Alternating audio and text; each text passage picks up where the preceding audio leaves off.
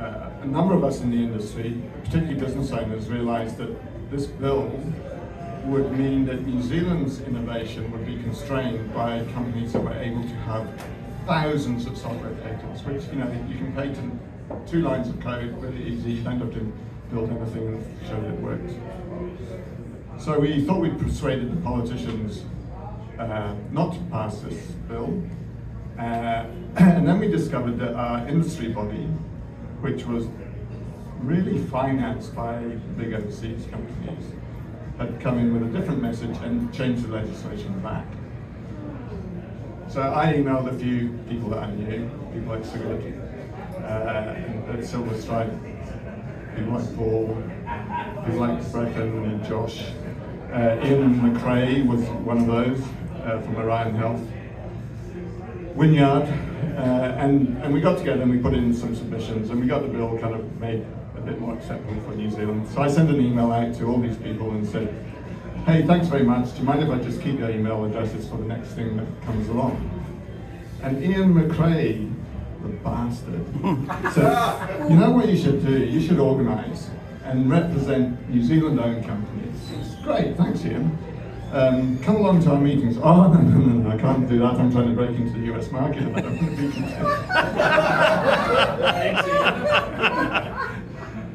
And I see Ian as a very leading light in our industry, and I take my hat off to everything that Orion Health has achieved.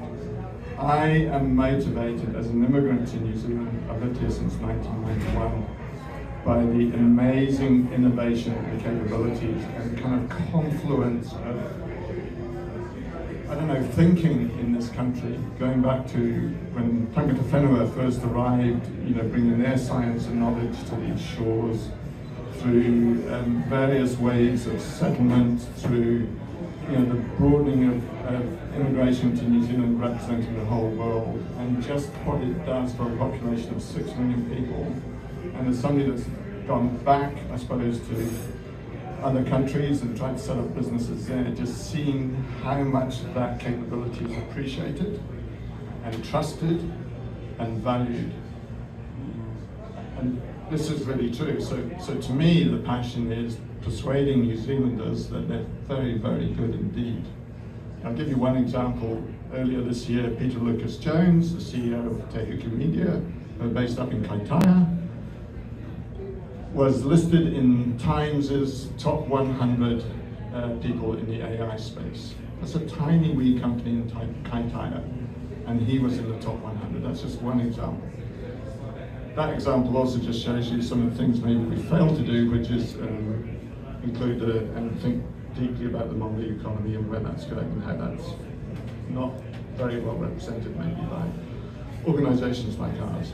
That's for the future. Finally, Mike and I go back further than we thought. What, you've got the same mum?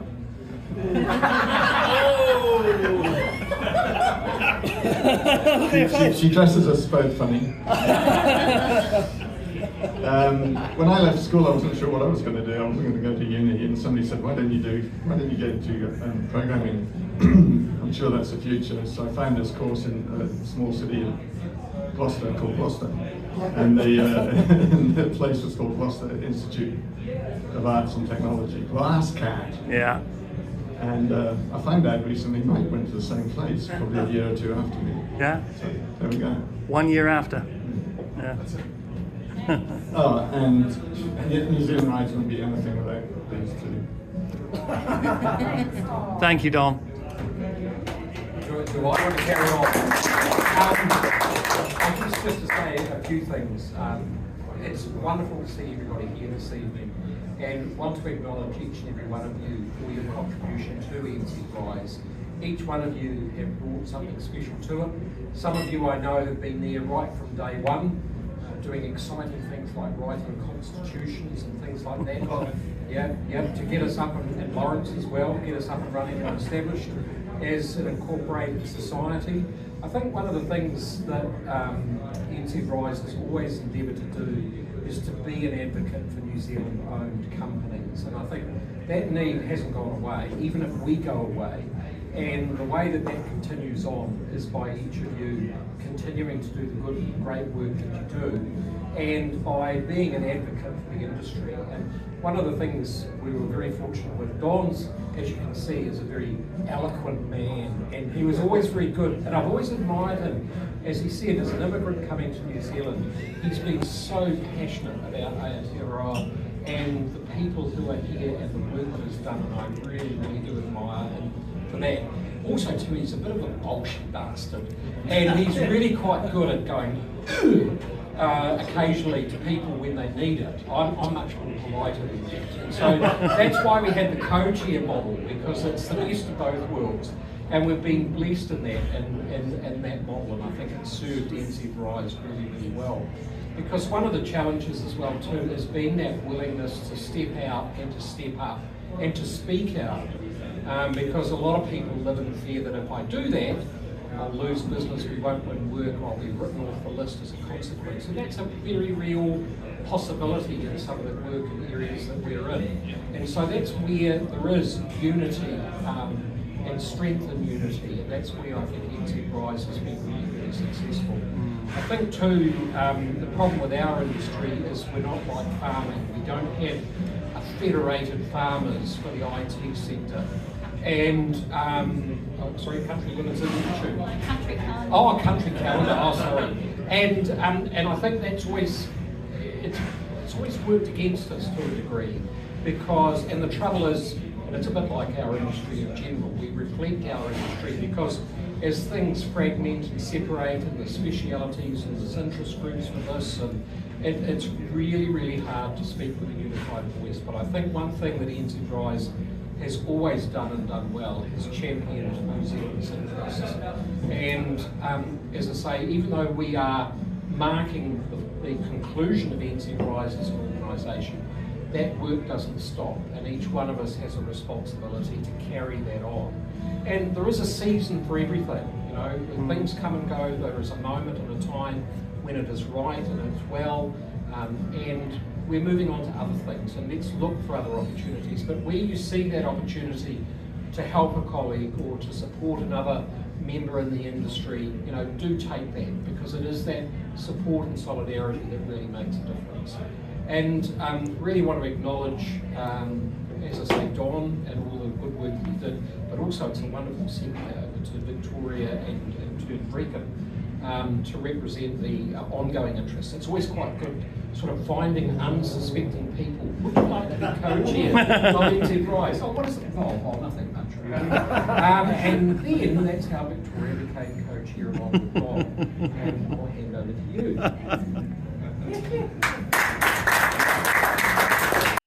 Both Don and Paul took me out for a drink one week. Like they both booked to take me out for a drink. But Paul got in first, so he got to ask me first whether I'd like to take over as co-chair from him. And then Don was a couple of days later, and I'm like, it's too late, I've already agreed with Paul. And I'd have to say, Brecon, you and I, we clearly didn't work the model, the one of us poking the eyes out and the other one being nice, because we were both too nice. In the last couple of weeks, I wrote a blog a few weeks ago, which I hope some of you have seen, just about some of our achievements over the years, because we're a tiny volunteer organisation, and Bronnie, Lawrence, Tom, Paul, Brecon, who else is here that's been on the board? Don, Colin, who have all been on the board over the years. You know, you're donating your time, you're fitting it in, and you've got to be really careful not to bite the hand that feeds you. So when there was an issue with... a few people over here that are already getting in on biting the hand that feeds them. Bloody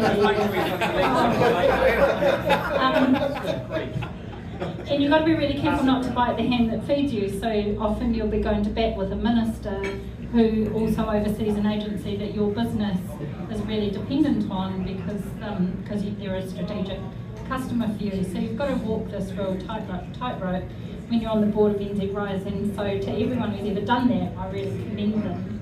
But since I wrote that blog, I've been getting all these messages from people, which has been fantastic, and just who have been involved with NZRise in different ways over the years, both on the government side, complimenting us, and it was always astounding to me the number of meetings we'd go to. Don would be poking the eyes out of government officials, and then I would be trying to come up with a nice way that we could work together to move forward.